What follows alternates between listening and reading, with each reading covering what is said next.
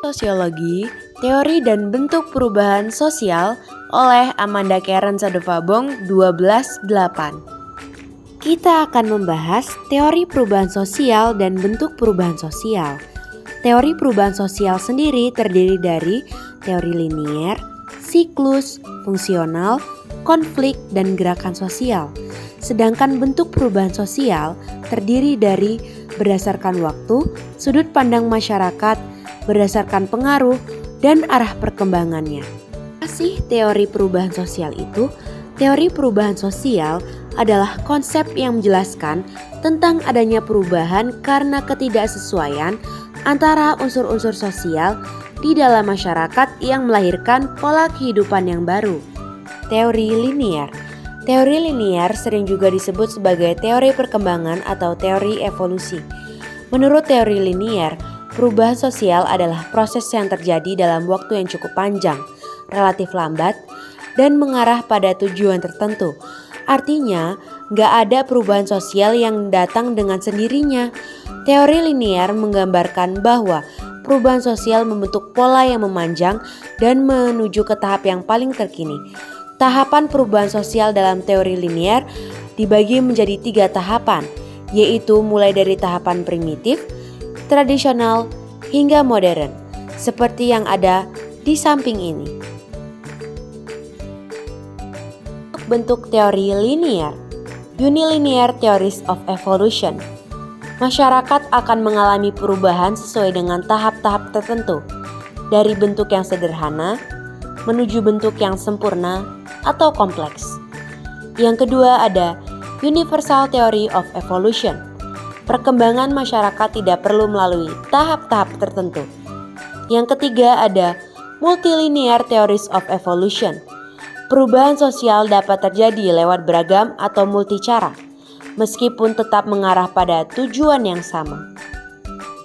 Kedua ada teori siklus. Menurut teori siklus, perubahan sosial adalah sebuah proses yang berulang. Maka, perubahan yang terjadi di era digital sekarang bisa memiliki kesamaan dengan apa yang terjadi di masa lampau. Yang ketiga ada teori fungsional. Menurut teori fungsional, masyarakat dilihat sebagai sebuah sistem yang saling terhubung dan memiliki fungsi. Jika fungsi tersebut bisa dijalankan dengan tepat, maka keseimbangan sosial akan tercipta. Pandangan teori fungsional terhadap perubahan sosial. Perubahan sosial dapat terjadi akibat perubahan sistem sosial. Perubahan sosial bisa menciptakan keseimbangan sosial baru di masyarakat. Konflik akibat perubahan sosial dianggap dapat mengganggu keharmonisan di masyarakat.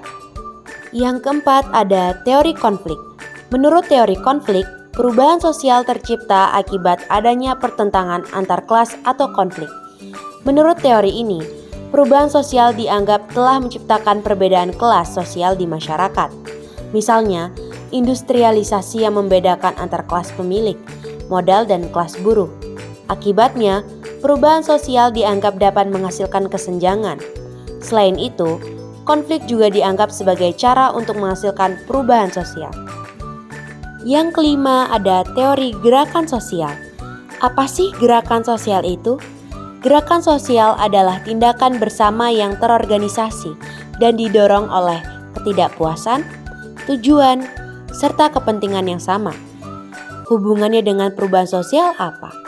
Hubungan keduanya sebenarnya adalah hubungan sebab akibat, guys.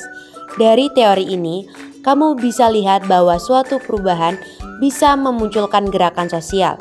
Begitupun sebaliknya. Contohnya, krisis ekonomi di suatu negara mengakibatkan banyaknya pengangguran dan kemiskinan.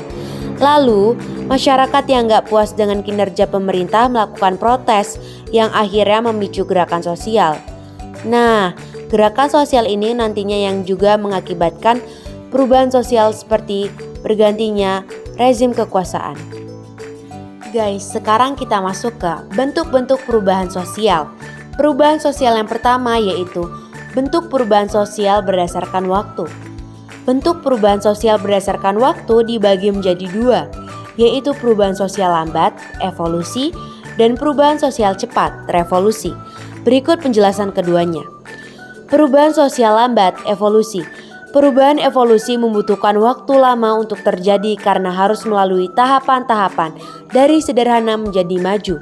Proses evolusi cenderung menghasilkan perubahan yang lebih halus dan alami, tanpa mengganggu struktur masyarakat yang sudah ada.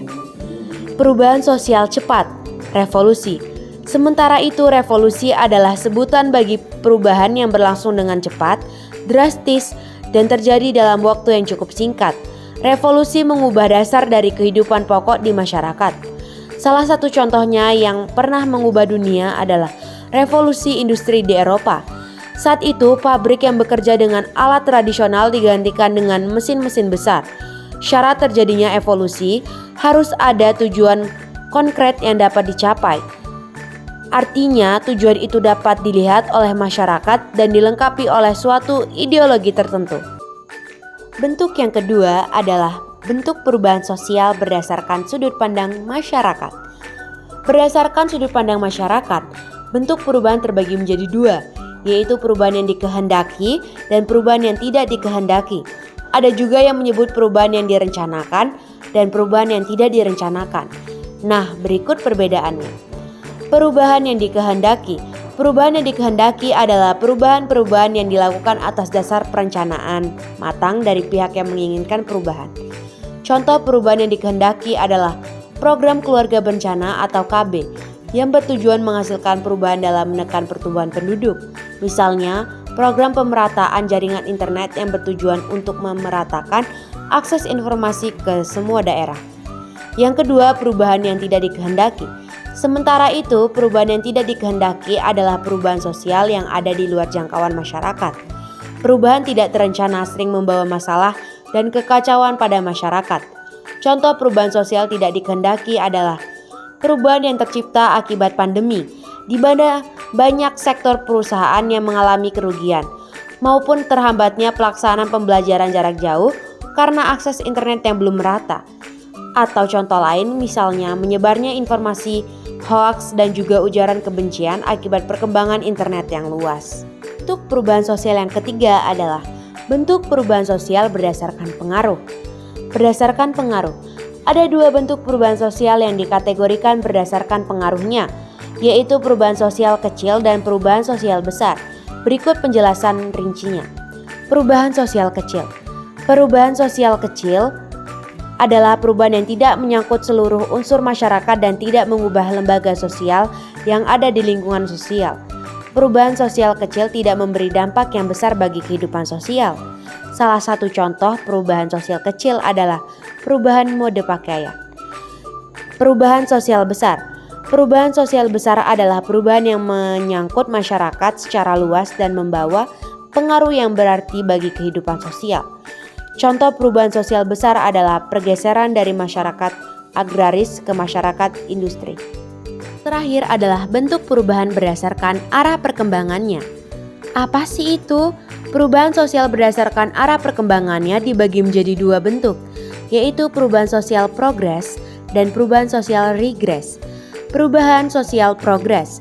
Perubahan sosial progres adalah suatu perubahan sosial yang menuju ke arah kemajuan, sehingga memberikan keuntungan bagi kehidupan masyarakat. Perubahan sosial regres. Perubahan sosial regres adalah suatu perubahan sosial yang menuju ke arah kemunduran, sehingga dapat merugikan kehidupan masyarakat. Nah guys, gitu dulu ya pembahasan kita kali ini. Materi yang aku dapat bersumber dari Ruang Guru. Jadi kalau kalian mau tahu lebih lanjut, kalian bisa cek website Ruang Guru. Dadah!